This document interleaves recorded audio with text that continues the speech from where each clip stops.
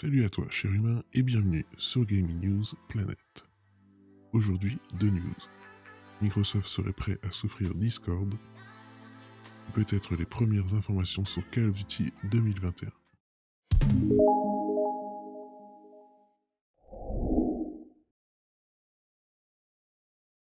Donc on se retrouve sur jeuxvideo.com. Microsoft serait en discussion pour racheter la plateforme de communication Discord. La transaction pourrait s'élever à plus de 10 milliards de dollars selon les premières estimations. Ces rumeurs sont relayées par VentureBeat et Bloomberg, dont les sources rapportent que Discord chercherait à se faire racheter. Bloomberg cite Epic Games et Amazon parmi les entreprises qui ont mené des discussions avec l'entreprise californienne par le passé.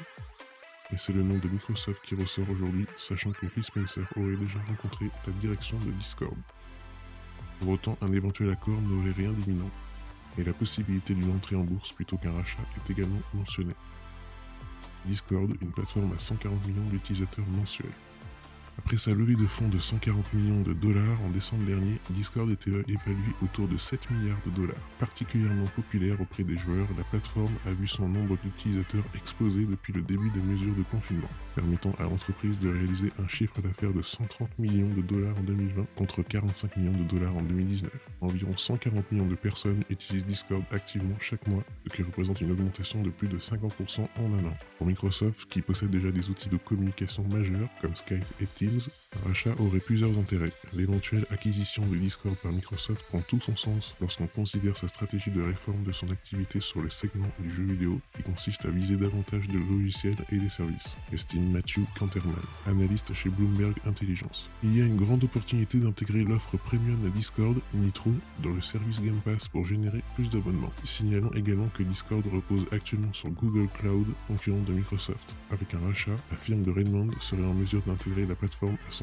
infrastructure Cloud Azure. Pour rappel, la récente acquisition de ZeniMax Media Bethesda a coûté 7,5 milliards de dollars à Microsoft. Il s'est également intéressé par le rachat des réseaux sociaux TikTok et Pinterest. Donc nous sommes toujours sur jeuxvideo.com, Call of Duty 2021, les premières informations dévoilées.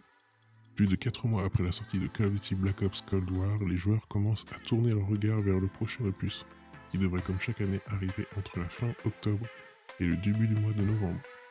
Selon Modern Warzone, le prochain opus de la licence de FPS aurait pour nom de code Call of Duty World War II Vanguard, et se déroulerait au moins en partie dans les années 50.